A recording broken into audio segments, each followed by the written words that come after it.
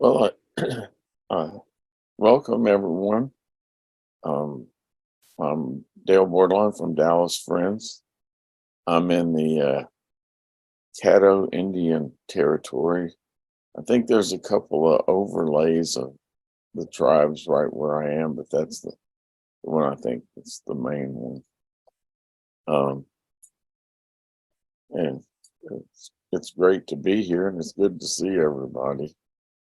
I'm going to apologize up front that I'm not a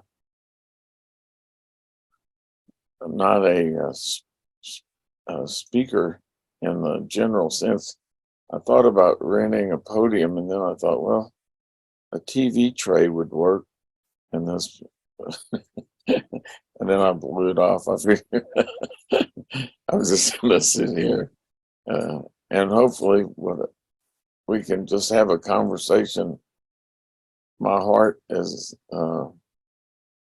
really moved by the content of this that I've been looking at for years and years, and only over the last 2 or 3 years have I gotten some real clarity about what it is I've been seeing that's important.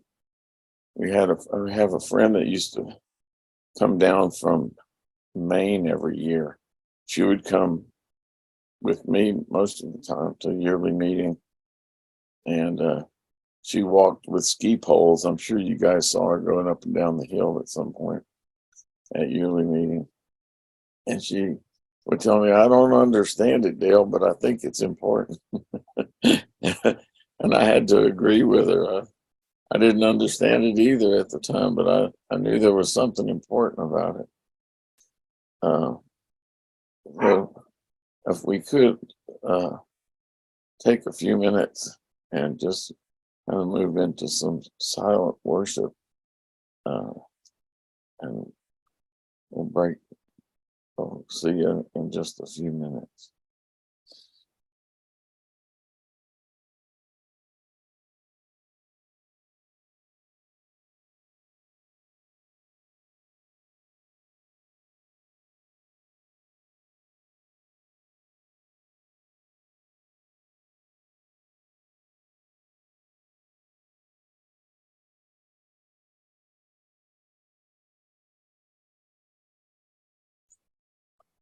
I guess I'll say all that again with my mute button off. Welcome, welcome everybody. And I thought maybe we'd just go around the screen and introduce ourselves and say as much for me, what is it about the subject matter, the title, that interested you? And I guess we'll start with Paula. I'm Paula from the Dallas Friends meeting. And I've known Dale since he first came to our meeting. And I know this is a subject that is very important and meaningful to him, and he talks about it a lot. And we've had a book discussion and other things surrounding this, and it made me interested in it. And I think it's affects a lot of people's lives, and I think it's a good subject to look at, and I'm glad we're doing this. Thank you, Paula. Don from Tulsa.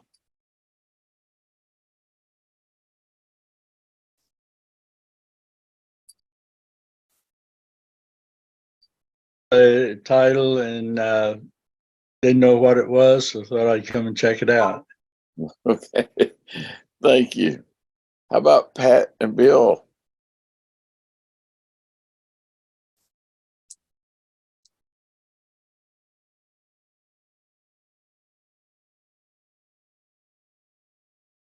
To children and problems they might have. I'm very interested. Sort of the same. Thank you. How about you, Galia? Well, Howard, I've been talking, but they anticipated your talk today, and he's on the other the other program. We're on TV.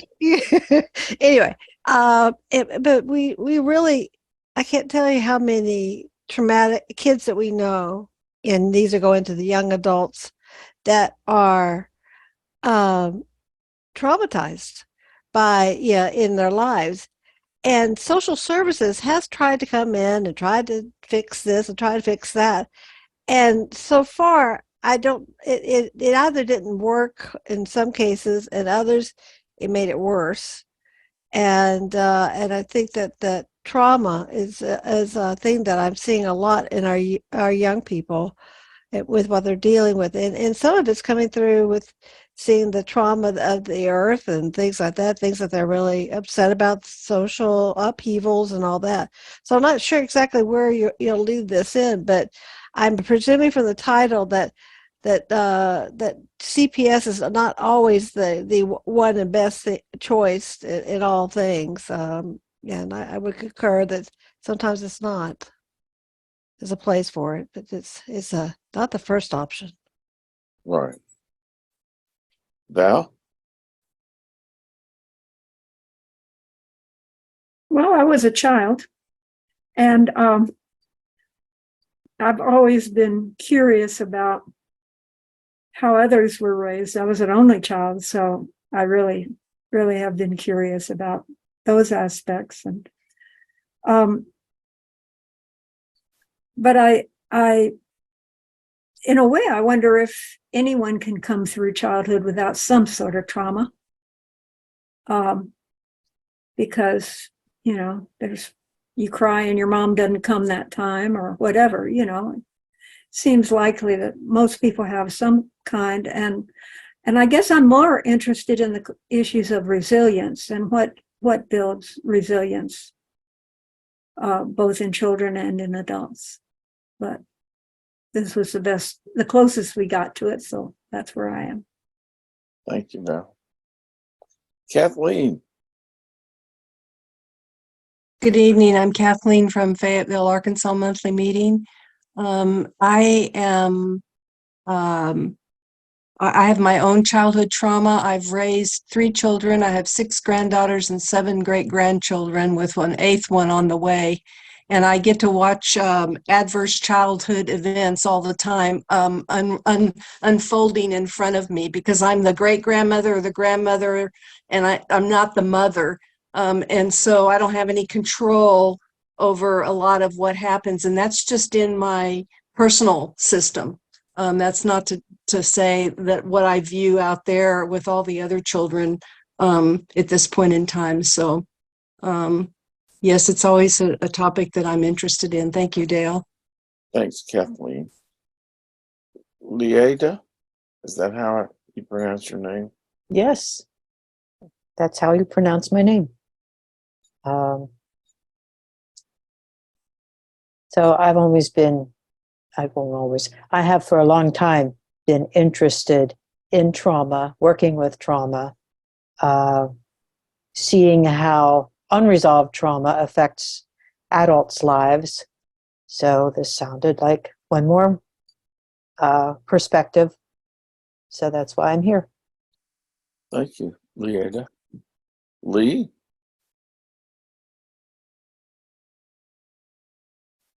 Is it Lee? Hi, sorry. My name is Eiley. I attend Live Oak Friends meeting. I was also shockingly once a child. And as probably everyone else does, have some kinds of my own trauma, and I am interested in the systems that create trauma and how we can work through them and move forward with trauma. Also, I'm interested in it because my best friend is a public school teacher. So he deals with, the actual social structures that are supposed to stop trauma. So yeah, I'm really interested in hearing what everyone has to say. Thank you very much. Load on. From Acadiana. I'm actually in our worship with the Baton Rouge Friends too. So, but I've been listening to you. So I came in late, and I came in late to that meeting. So were you discussing ACEs? We were just throwing out, what was it about the title that interested you? I didn't see the title. I just clicked and jumped in a group. Okay. If somebody had the title handy, it was too long for me to remember. I'd like to talk about ACEs, adverse child events. Well, and how to deal with it, or the problems with addressing trauma. They're coming up with so much new technology, science-based, neuroscience-based processes, epigenetics, and when I started working with trauma back in the 80s and studied it back in the 80s, it was nowhere near what, I mean, we were harmful to working with people with trauma because we just get them to recall the trauma and they trigger themselves and go back into the trauma. And I knew that was harmful. It felt harmful. I would always tell them, don't think about the trauma, but they couldn't stop themselves from thinking about the trauma. And now, multiple techniques, and I'm very interested right now in internal family systems therapy. I think I decided upon that, and we have ways now to address the trauma without addressing the trauma, and releasing parts of the person's psyche, so to speak, to let go of those protective processes that were developed during the time of the trauma, because you don't need them no more as a later on in life, and how to adapt to life. And so, to me, the ACEs study and where it says that most immune system disorders in the physical health, as well as psychiatric exacerbation, are ACE derivatives, adverse child events. So I'm happy now to have some tools that might be less triggering and hopeful. So Thank you, Larry. So I would just like to continue this as a conversation. I have some show and tell that I can put on the screen. And part of this is, I would just like to call it, kind of see a correlation between other areas in where we've made discoveries in some way, but it's taken forever to get to a place where we actually are able to address it. And I'm going to share the screen right now and take you to an article. Let's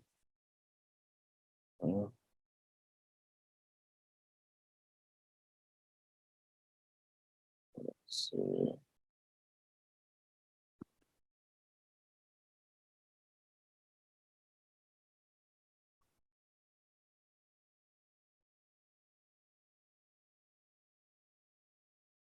Are you guys able to see this PDF, the battered child syndrome? Yes. Okay. This came out July 7th, 1963, I believe. And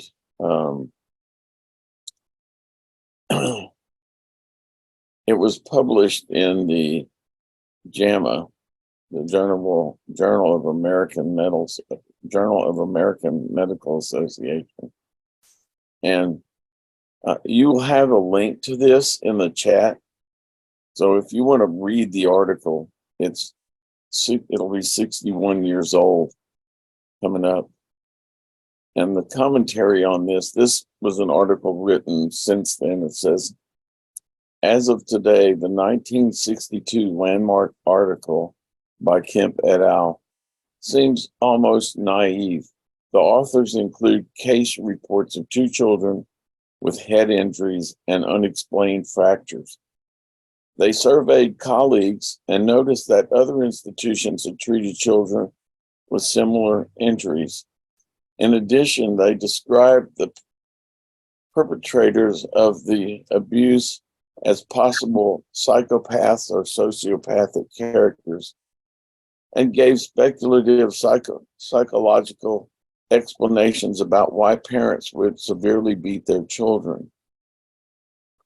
Finally, Kemp and others provided radiographic clues to whether trauma was accidental or non-accidental. So why is this article considered one of the best pediatric research articles in the last 150 years? Because this article with Kemp and others established that physicians have a special responsibility to children, a responsibility to help keep them safe, sometimes even from their own parents. It is difficult for physicians today to appreciate the culture of the United States in 1962. Physicians did not diagnose child abuse, even when treating children with serious unexplained injuries. Child abuse was not a medical problem, it was a social problem that was often ignored. In their article, Kemp and others commented, many physicians find it hard to believe that such an attack could have occurred, and they attempt to obliterate such suspicions from their minds, even in the face of obvious circumstantial evidence. The response to the article was mixed. Kemp's daughter described the reaction in her lovely biography of her father, A Good Night for Children.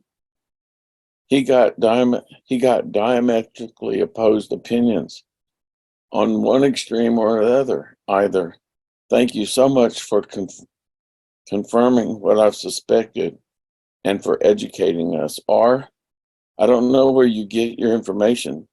I've been in practice for years and I've never seen any evidence of child abuse. Kemp did not stop his child welfare advocacy with the publication of this article. He led the effort to establish laws mandating the reporting of cases of suspected child abuse and neglect to child protection agencies. And between 1963 and 1967, every state in the United States passed mandatory abuse reporting legislation.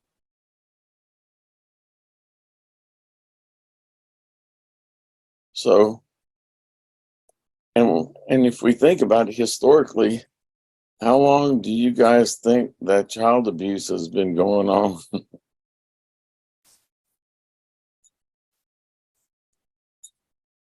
Since the beginning of time. Yeah, the dawn of time. Right.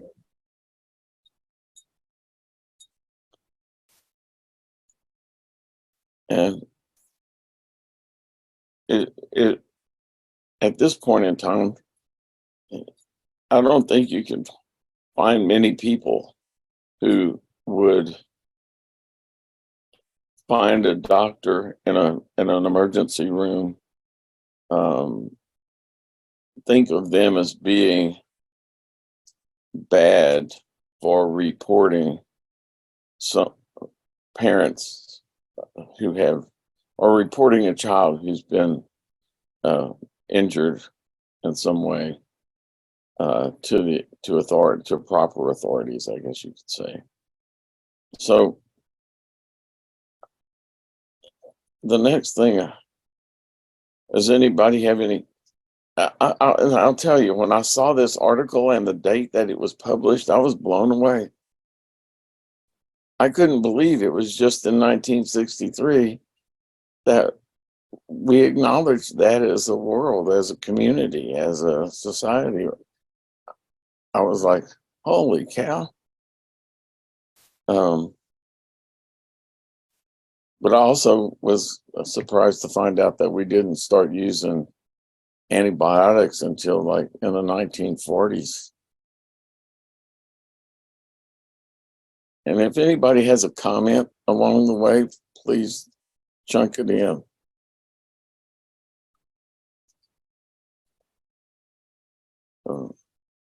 Well, there have been cultural differences about what is child abuse.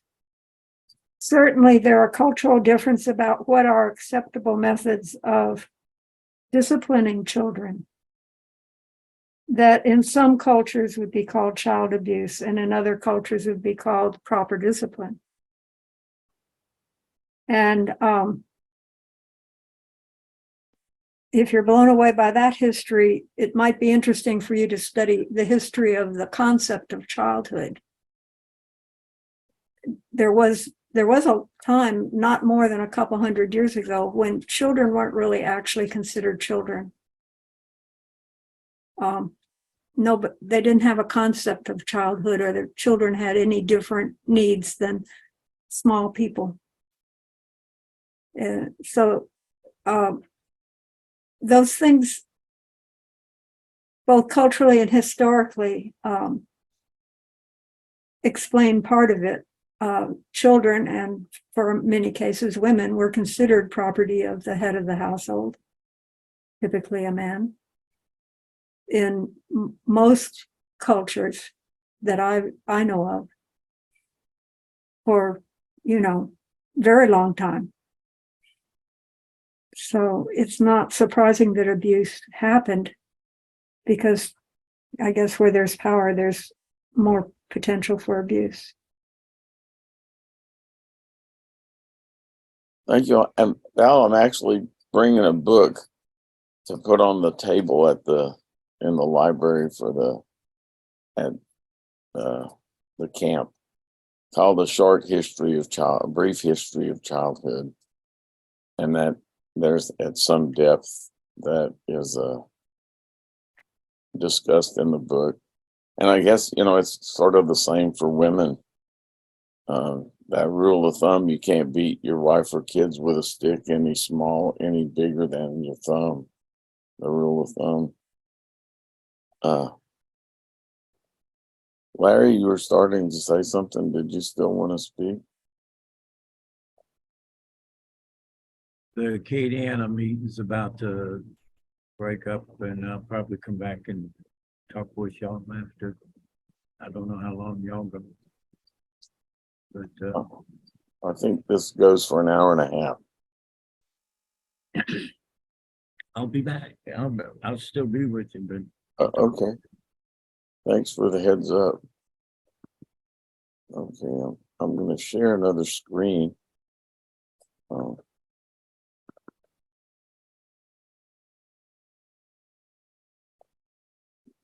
This one is an article about the ACEs, the long-term physical health consequences of adverse childhood experiences. And I was just going to read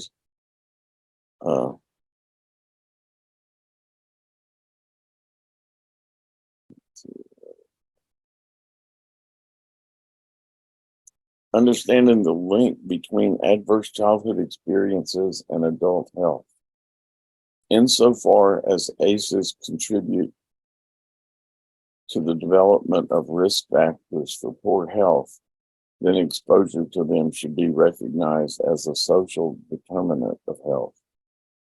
Previous research has found that childhood physical, verbal, and sexual abuse, witnessing parental domestic violence, parental divorce during childhood, and living with anyone who was depressed, abused substances, or was in prison are associated with increased odds of poor self-rated health and experiencing several chronic diseases and disorders in adulthood. While important, these studies have either examined one adverse experience at a time or sum them to create a cumulative ACE index, limiting our ability to understand which particular experiences are associated with each health outcome. This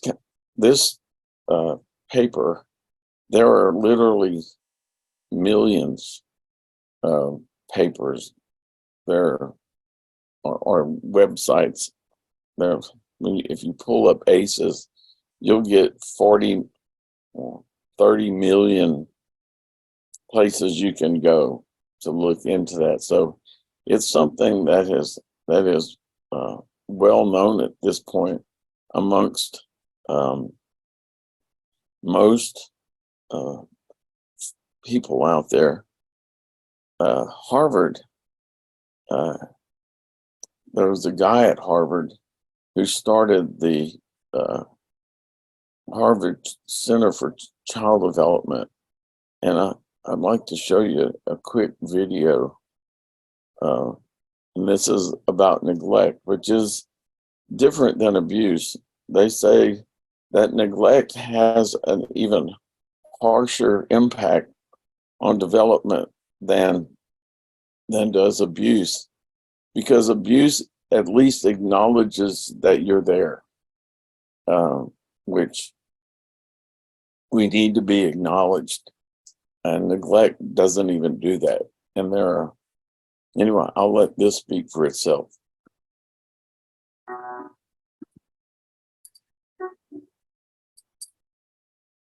Everyone in a community has a vested interest in everyone else's children, because everyone else's children determine the next adult population that makes for a successful society. Built into our biology is the need to have responsive interactions with adults. Neglect for children is when they don't get what the brain is expecting to get, what the child is expecting to get, what we are biologically prepared and waiting for, which is input from those around us. It's this back and forth serve and return interaction that literally shapes the architecture of the brain. Serve and return begins when a child looks at something or observes something, makes an utterance, and that represents the serve. And the return is when the parent notices the child doing these things and responds to the child. Under conditions where serve and return is broken, you literally are pulling away what is the essential ingredient of the development of human brain architecture. It was a really compelling series of experiments where they started by videotaping the mother and the baby engaging in cooing and smiling. And then they asked the mother to basically put on a blank face and not respond at all. When a baby is not attended to, that is a sign of danger to the baby biologically. So the stress systems become activated.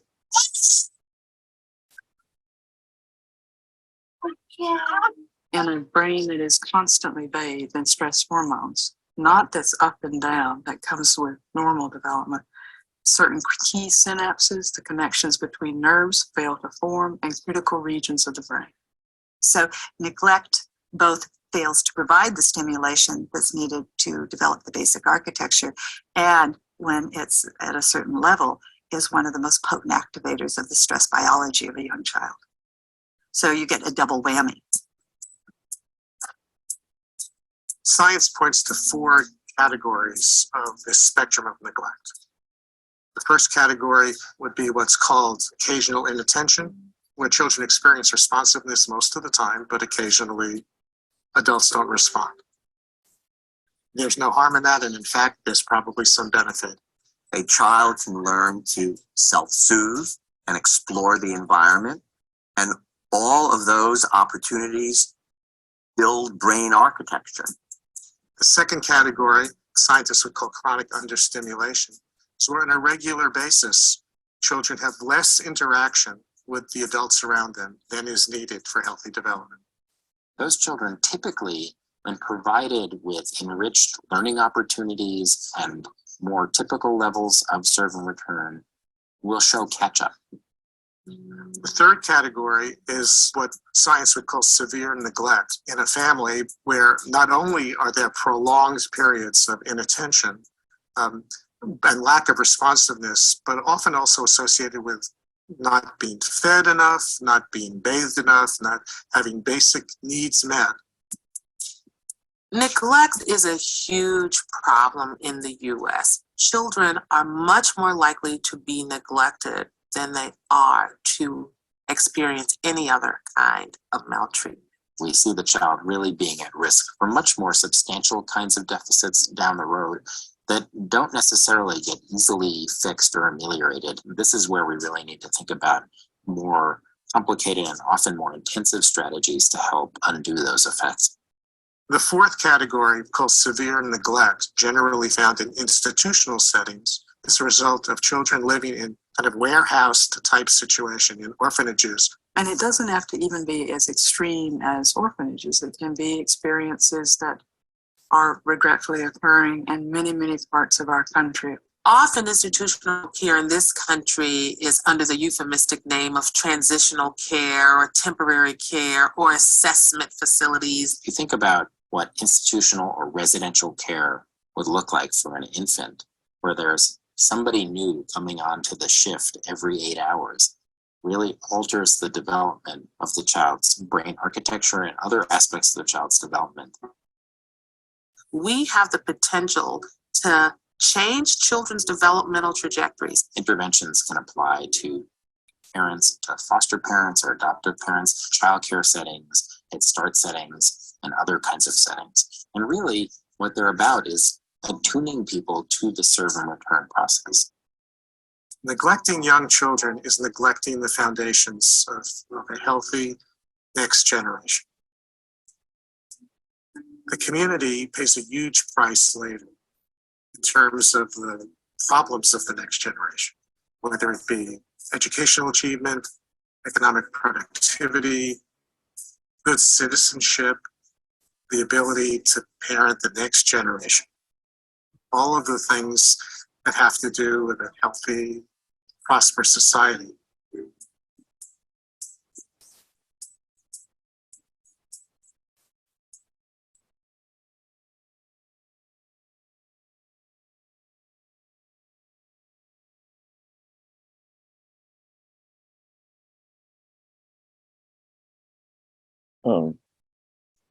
Does anybody have any comments? I did miss a part, I guess. I thought he said there were 4 types of neglect, and I only got 3. I got the occasional, the chronic, the severe. The last one was the what happens in institutions. Oh, okay. I mixed those 2 together. Okay.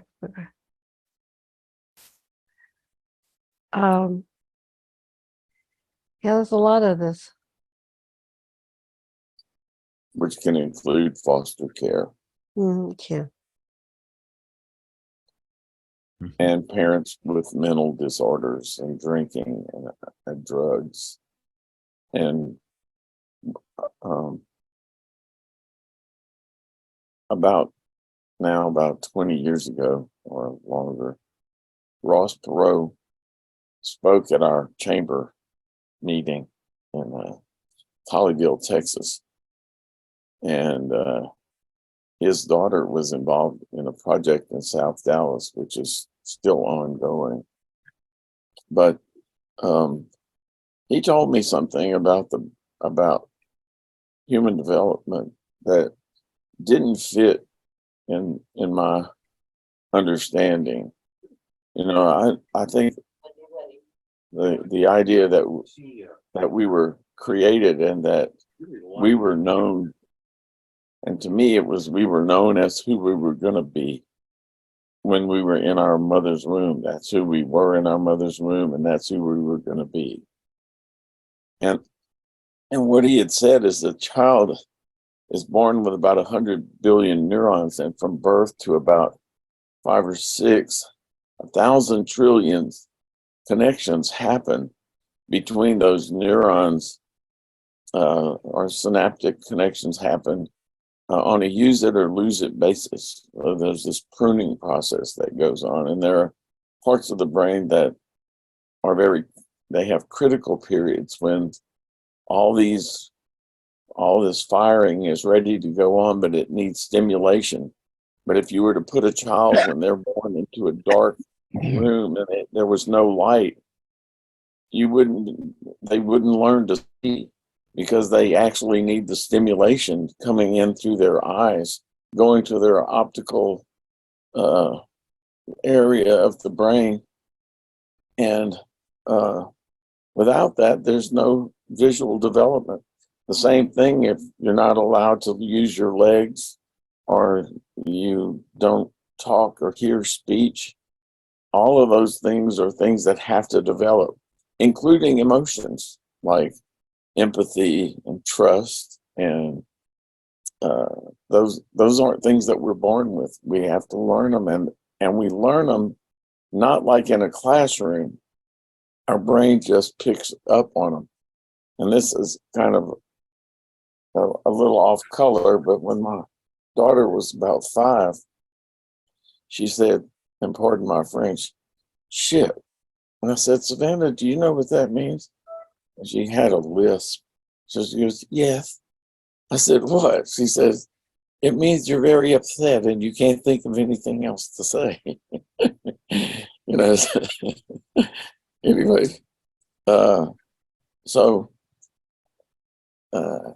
if this, what they call the architecture, the fundamental architecture of the brain isn't just there.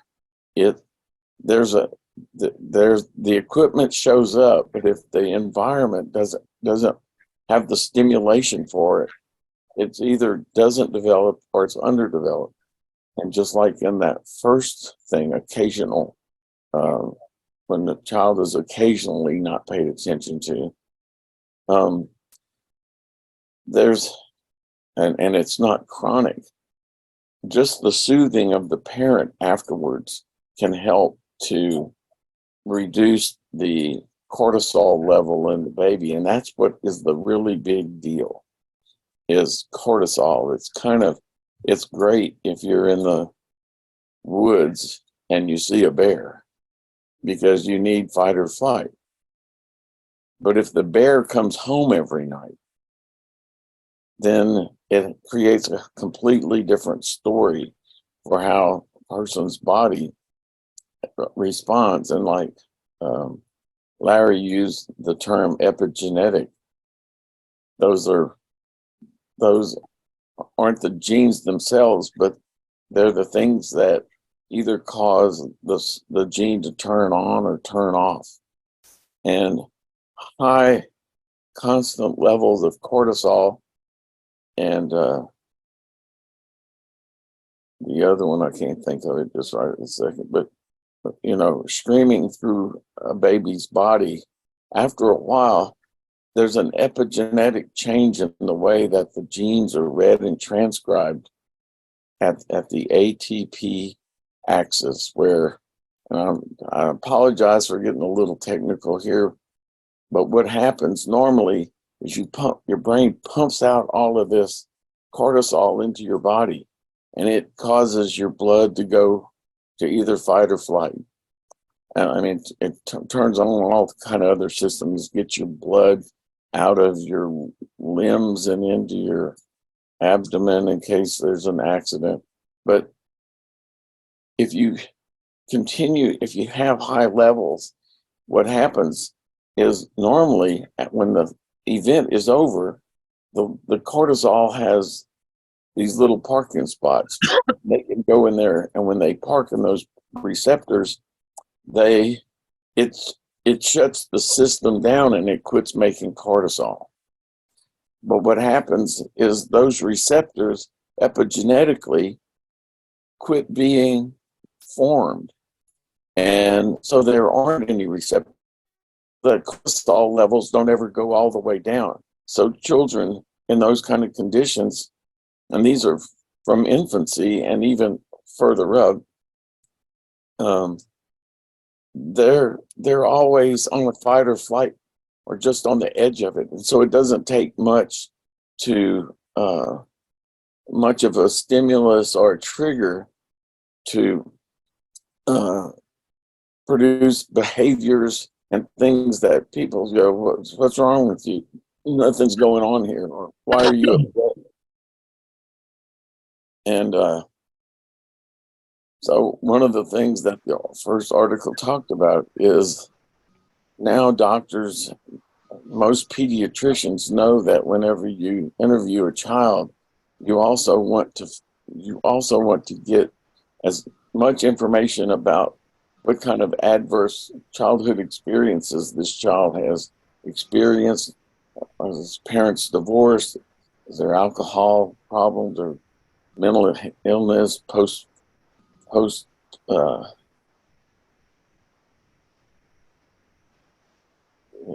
after you have a baby, depression. Postpartum depression, I apologize. My memory has had a lot of cortisol in it through the years. Anyway, it's kind of a silent thing. Go ahead, Paula. Well, this just reminds me of a friend of mine, and Dale knows this story. I was writing and visiting a friend on Texas death row. And he had killed 2 people. He was a drug dealer. He had killed 2 people in a drug deal gone bad, and he was only 20 or in his early 20s.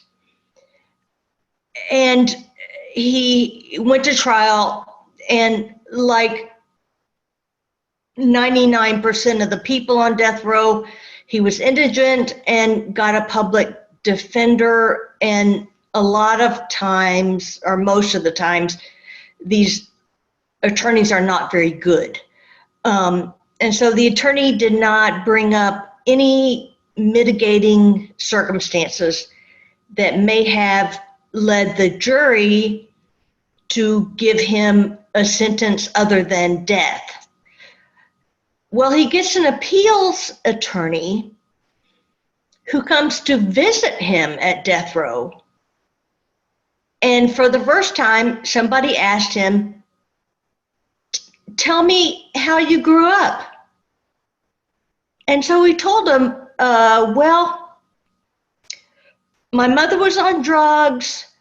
There were a lot of extended family in the household, uncles, and everybody was doing drugs and drinking. The uncles were having sex with women in front of him when he was a young child. And it was just a chaotic situation, and really neglect. If you would do that in front of a child, like the child wasn't even there. And the attorney told Rodney, "You know that's abuse." And Rodney was like, "It is?" You know, it was just normal to him and for all the people he knew.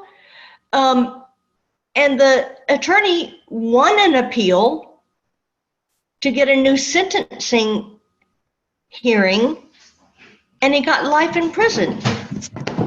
He got off of death row because people understood that the way he grew up had an effect on him and the way he would behave. I mean, there was a stressful situation, and so he shot people. That's not what you normally do, but that because of his upbringing, that's just what he did. And I mean, it can have adverse childhood experiences can have a lot of consequences as far as, crime and incarceration, that if, a child were to grow up in a different environment, may not have even done those things at all. Thank you, Paul.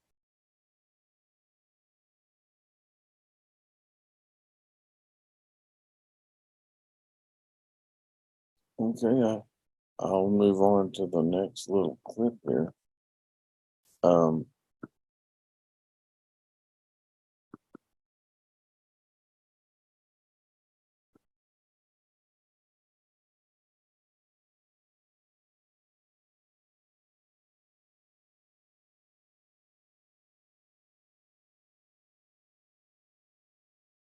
Let's see.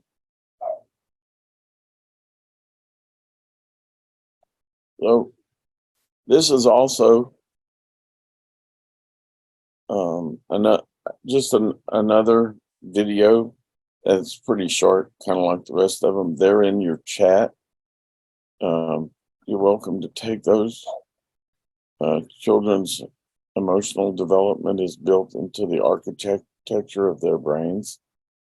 The thing about the information coming from these places that's different about a lot of things, about a lot of other books that have been written, like Dr. Spock's book.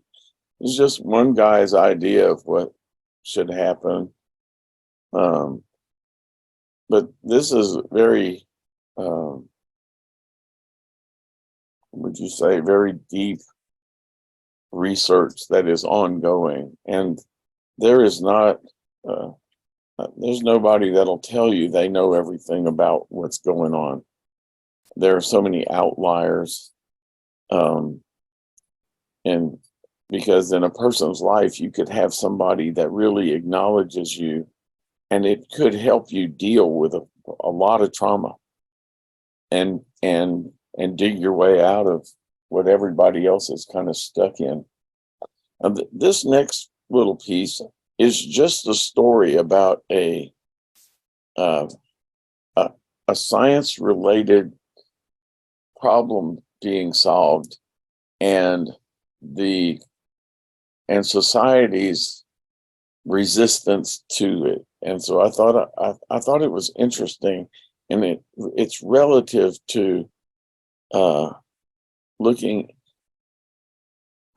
something that's keeping us from looking into this as deeply as possible. And after this, I'd like to talk about free will.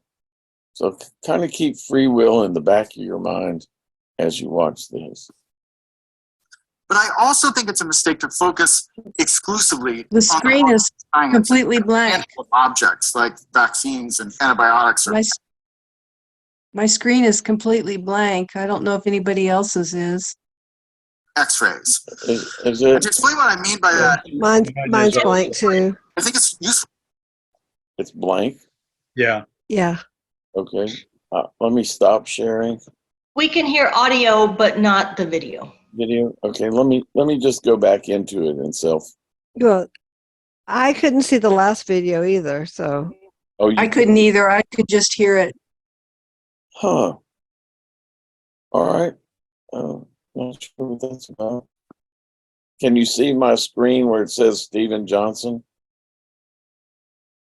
No, it says Dale Bordelon has started screen sharing. That's what I see.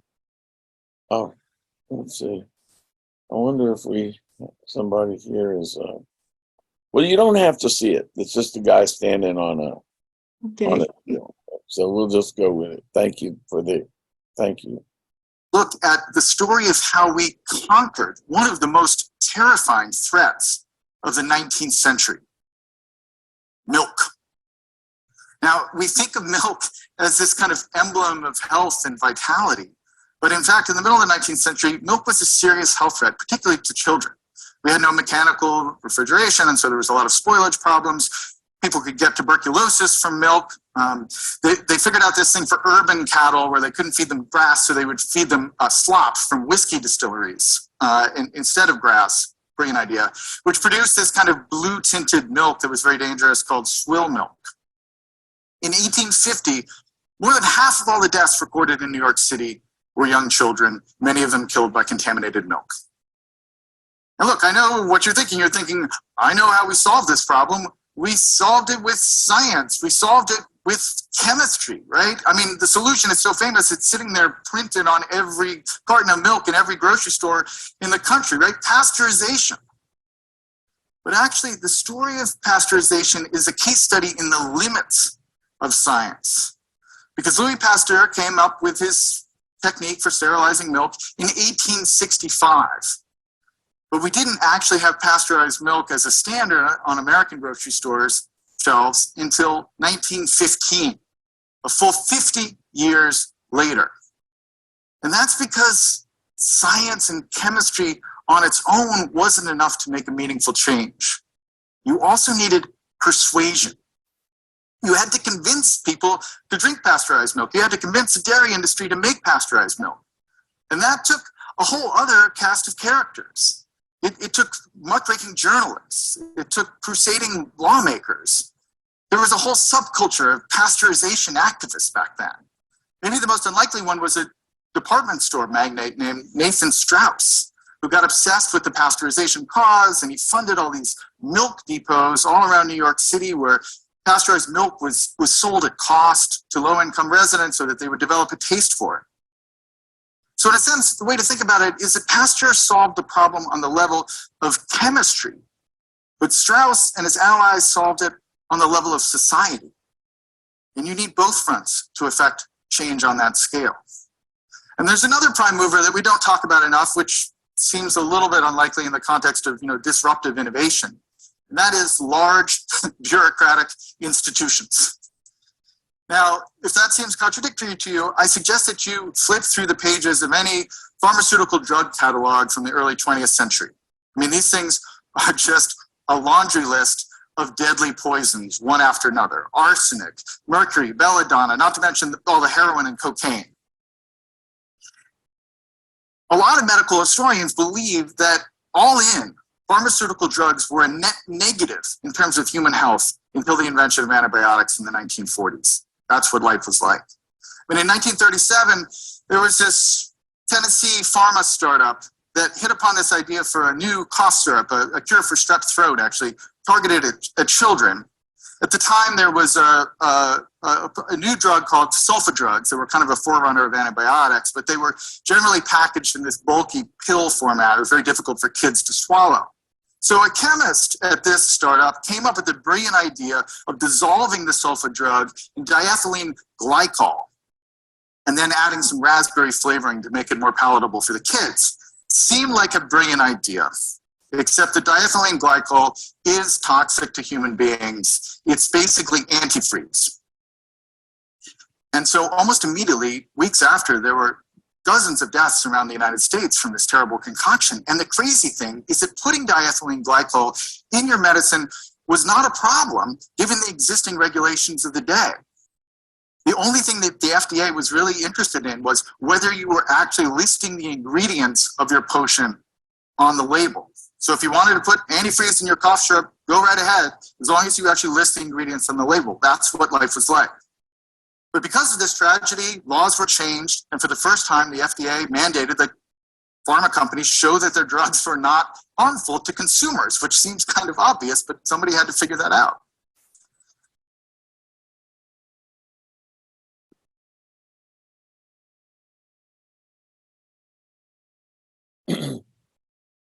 So I want I want to ask if you buy into this idea that environments have an impact on children's development that can last a lifetime, well, does last a lifetime, negatively or positively. What would you say is the big institution that keeps us from being able to address the problem? I mean, the problem that every day there are children in homes or in places, and the abuse and neglect is, off the charts. And yet we hold these kids as they come into society, we hold them accountable as if their behavior is simply willful.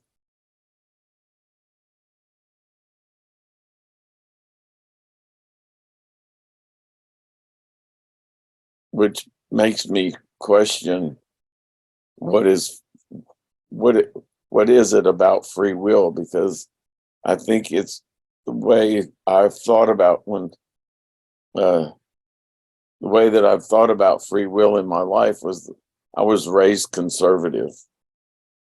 I'm a recovering conservative, and so I'm throwing that question out there. So please feel free to just dive into this.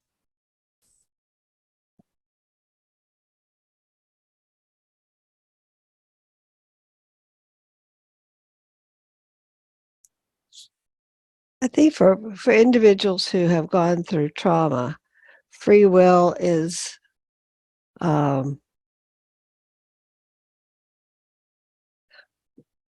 it's like, yeah, you might know if the cortisol wasn't running through your body at that very moment, what would be the right thing to do. But the cortisol is running through your body all over again. And so that free will becomes much harder to enact. It becomes a reenactment of things that have happened in the past, and it happens again and again and again. So it is more. It is more difficult. Thank you, Galia. That was beautifully put. Thank you. Anybody else like to comment?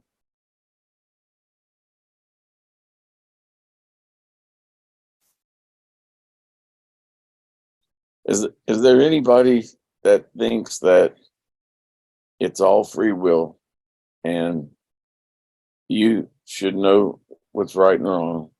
And if you're not saying that your behavior, not saying that society should, if you're a serial killer, obviously society has the right and the responsibility of addressing your behavior. But just like Paula was saying about the gentleman that was on death row, other than putting people in prison, we don't have a lot of options for where we put people who are victims, really, if in the way that I see it.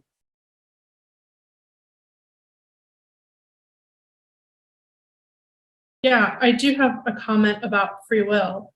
And that is, for those who don't know me, I do work in climate organizing. So I think a lot about structures of oppression and systems of oppression.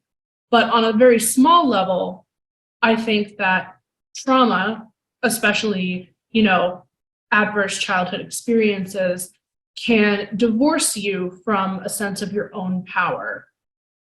So I think a lot of times people who've experienced a lot of trauma in their childhood don't even know that they have the power to break free of these cycles, and they need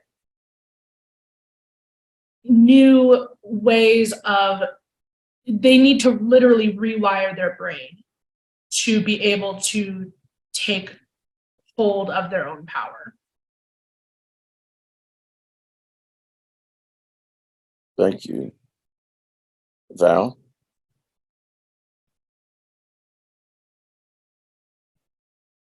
I agree with that. Some of you know that I do a lot of work with Alternatives D'Avance Project. And in workshops like that, and in the work that I have done on teams for 30 years now, I have learned to respond differently to stressful situations. And I haven't always managed to have complete free will. You know, if I had free will, since I do know, I think, what's right and wrong, I probably wouldn't do some of the stupid things I've done. But I agree with what Ilya said, that people have to learn. I believe, and I'm grateful for the research on neuroplasticity. You know, yes, in childhood, some connections didn't get made, but I have seen people somehow relearn or remake some of those connections. And I myself feel like I have done that. And I think it's, if we look at the military, we know that boot camp, you know, breaks down a lot of connections that a person comes in with, and turns out, you know, their purpose is to turn out a soldier who will follow any order. And, you know, who will walk into bullets.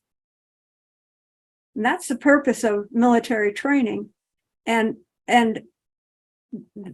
the training can be done that build different kinds of connections for people, but it requires both, in my opinion, it requires both concepts and practice, lots of practice. And so that the new behavior, or the hopefully improved behavior, comes as easily as the old behavior. And that would be on a sub-rational level, and perhaps on a hormonal level, to the degree that the person can integrate the behaviors that help them confront situations of stress in a different way. I'm so grateful for the new wave of activists that emphasize things like self-care. When I was, you know, out in the streets, nobody talked about that. Nobody talked about, we had medics, you know, somebody got hit in the head or somebody got a face full of tear gas. We had the wet cloths to put on their faces and such like that. But we weren't talking about self-care. We weren't talking about taking care of yourself. And that's such an important basis, I think, for healthier activism and for healthier work for change.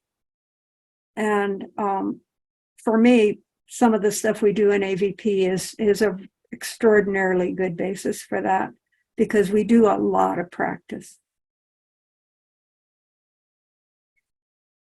Thank you, Val.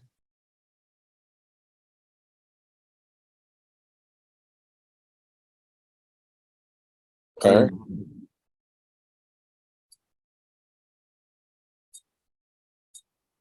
Larry, did you have something to say?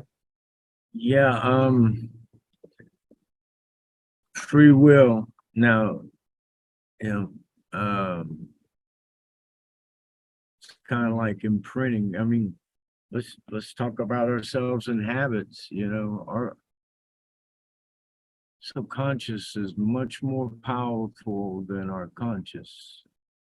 If you look at trying to change a habit, or responding to the social world that has harmed you, you create habits subconsciously early on uh, to protect yourself. And for the longest time, habits and they were very difficult to.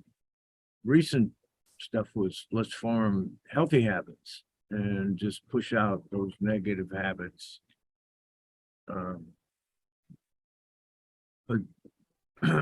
there's a lot new neuroscience type processing that's exciting. That our child rearing process with corporal punishment, violence, threats of violence.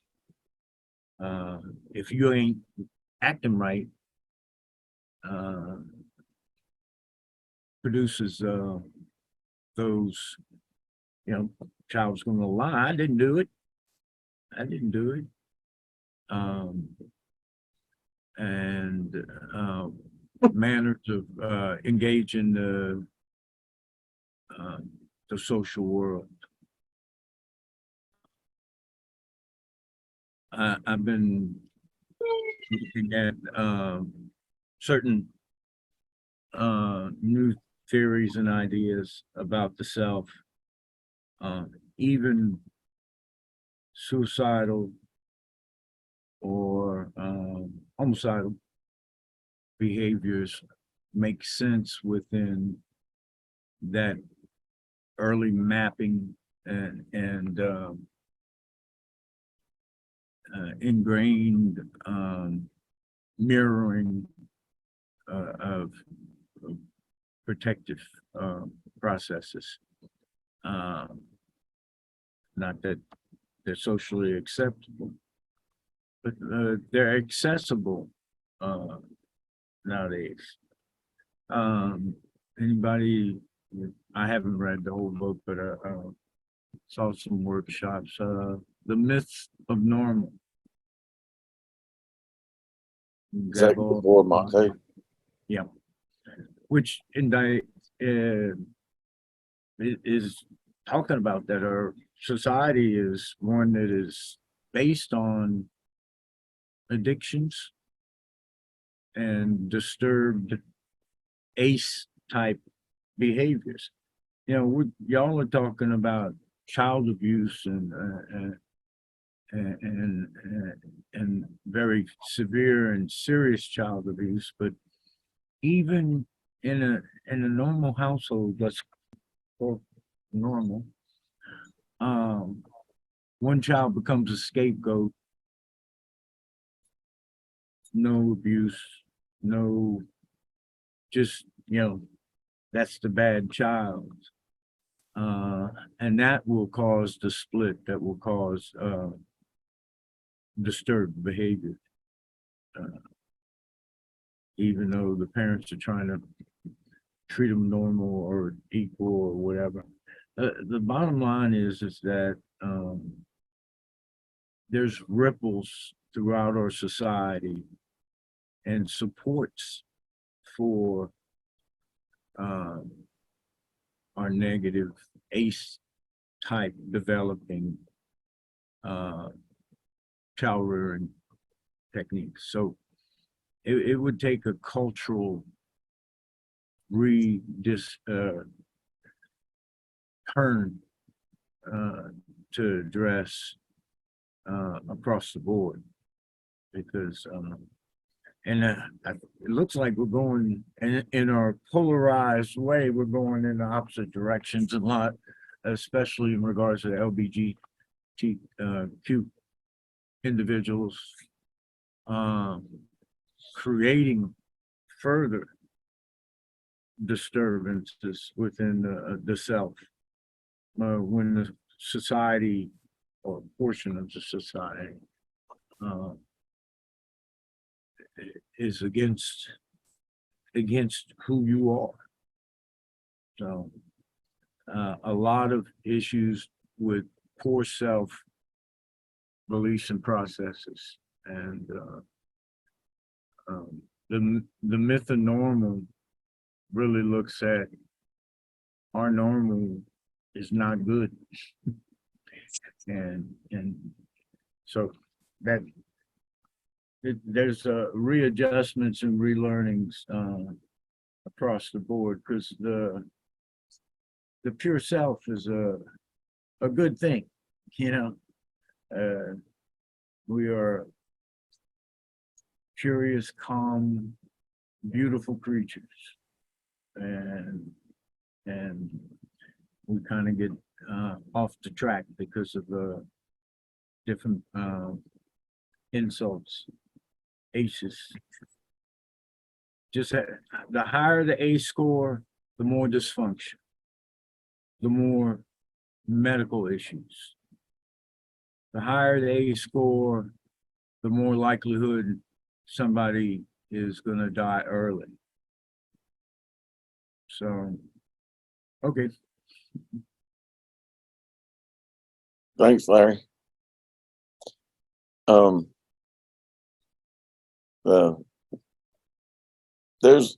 There definitely, one of the things that I put in here. Did you guys get all of these links? Paula put them in, and then I put them in, and then Paula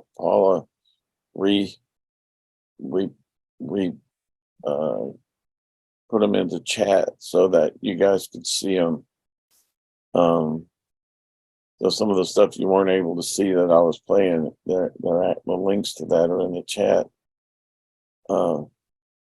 So this morning I went to the here in Bonham, Texas. We had I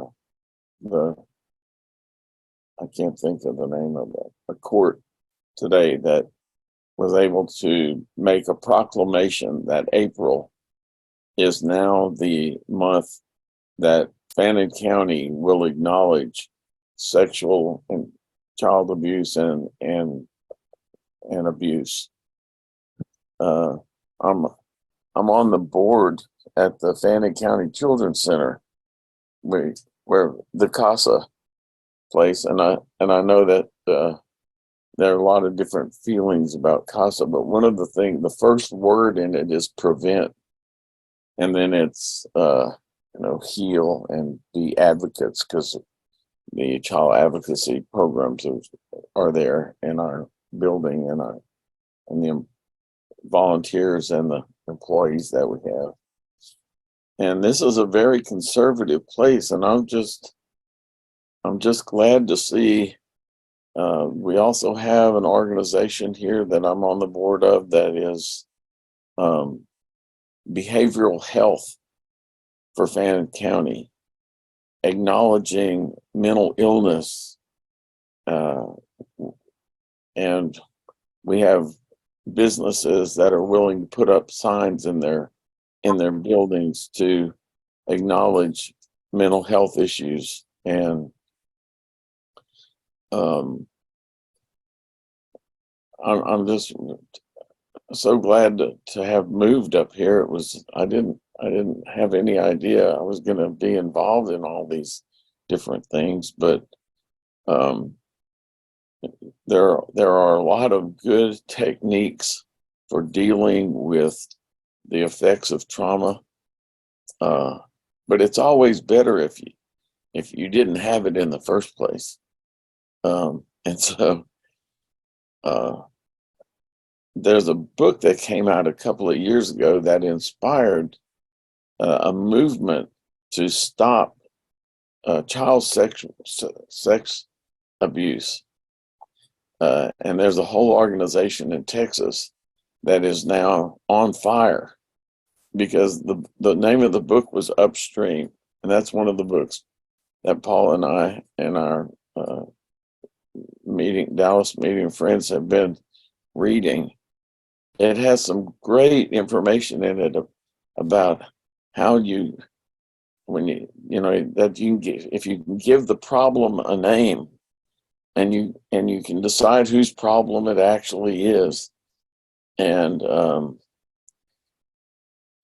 that it's possible to get all the people in the room together that actually can have an impact on those kind of issues. And for me, it's been, I'm looking around, I'm seeing all these churches with all these empty rooms in them all week. And some of them are even, they have cribs in the rooms and stuff. And supporting mothers, supporting families with babies in meaningful ways, in a way that allows them to be able to have the emotional resources, educating children about pregnancy and what is involved in raising a baby and what is it that they really need, so that there may be a little bit more thought that goes into that happens as the hormones of adolescence, run through their bloodstreams. And a guy, Bruce, I can't think of his name. I'm bringing copies of this book too. It's called "What Happened to You" by Bruce somebody and Oprah Winfrey, and she doesn't sound like somebody you might necessarily want to quote, but this book is really good. Anyway, he said, if you want to raise a child really well, you need to start about 100 years before they're born. and I couldn't agree more. And I'm kind of using that so that I can not have to be overly hi Chris, and so that I can have the right amount of patience mixed with a certain amount of urgency, because another old guy said, what you resist persists. And so it's easy to throw rocks at a problem, but it's hard to create a paradigm that makes the current paradigm obsolete, which is the real way to change things instead of fighting something. And I constantly want to be sure that I'm not resisting something, that we're finding a way to create a paradigm that's going to make the world better by giving children the opportunity all children the opportunity to develop in an environment that will allow them to be the most that they can be. I think Don had something. Okay, hey Don, go ahead. Yeah, just a comment on the free will is it seems like it's a double-edged sword, and it can either be something that can release your inner strengths, or it can be something of blaming the victim. Yeah, it just depends on who's looking at it. And the other thing, I had a question if on the whatever solutions we have, at whatever stage they're in, is it kind of a one shoe fits all, or is there something that takes into account like the different types of abuse, or what's behind some, like all the way from having someone that just intentionally a hateful person and willfully does the abuse is one, and then in that situation I notice is like where this is passed on, whether the perpetrator's own mental health problems or drug abuse or alcohol, whatever, and so they're doing the abuse, but that isn't their main focus. It's kind of a byproduct. And then one phrase that popped out earlier on for me that I was wondering about, it's for the child's own good. You know, how many things are tried, or the parents use it as an excuse, maybe, as well, I'm beating him for his own good. And then the other end of the spectrum is an environment of love where you don't have the neglect and the abuse. And so I'm wondering, are those things, do they require different solutions, or is it kind of a one size fit all? I don't think there's any one size fits all. I think it's gonna take. I mean, to me, this issue is much bigger than slavery because it's kind of a form of slavery. If you have a child developing in an environment that they will not be able to perform in the world, I mean, and they don't get a hand, they don't get a break, and they're not able to fix that, they're enslaved inside their mind. And then they're blamed for it.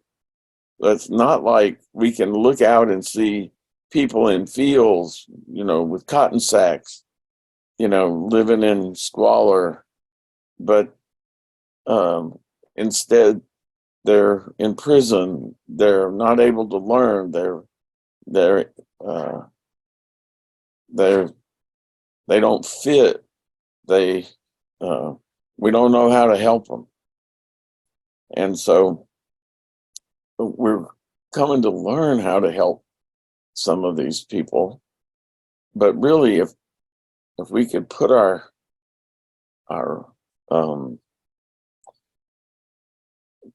focus on them, on helping and having a right to an environment. A baby should have a right to an environment. We talk a baby's right to life, but then it stops right there. What about the right to develop in an environment that they can fully develop in?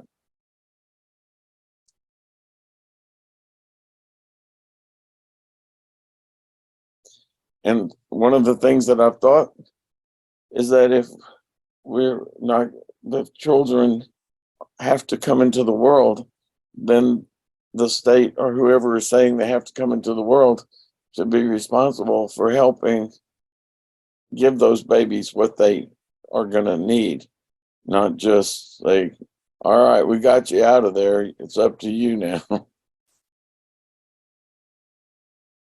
And it's a complex, very big issue. This is an hour and a half, and really, I'm sure somebody could do a much better job of presenting this than I. But it's one of those things, like I told Val earlier. What one comedian used to tell his children: if it's worth doing, it's worth doing poorly. And so I apologize in one regard, and on the other side, I'm doing what I can. And I think it's about time for this to be over. Does anybody have any closing remarks? Look, there's all these things that are there's even some books to look at in there that have a lot about advances that we've made in being able to rewire brains in some good directions. But there's just very, very much a shortage of resources.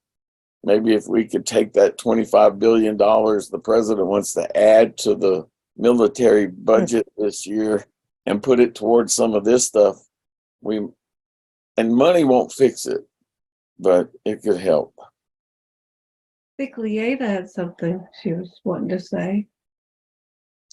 Yeah, I was just going to say that the chat is full of valuable resources. And yeah, The Body Keeps the Score is a good book, Paula. And there's a bunch of others like that. But the chat is also, if you forget to save it before you leave, it will be in the yearly meetings documents too. And I just encourage everybody to find a place in your community. If this is in your heart, find a place in your community where this kind of work. We don't even have a pediatrician in our town, in our county.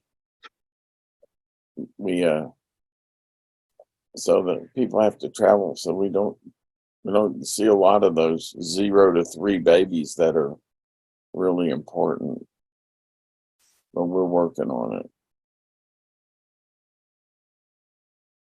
More gooder there, Dale. Huh? Thank you so much. More You're gooder. welcome. And I guess they're waiting for us to shut this down. Is it supposed to end at 9 o'clock? Yeah. Okay, well, thank you guys. I appreciate your attendance and sharing. Dale. Work in your town. Take care. Be a blessing there. Yeah. Thanks for doing this, Dale. You're welcome. See y'all Take care. yearly. We'll see you at Green. Yeah, come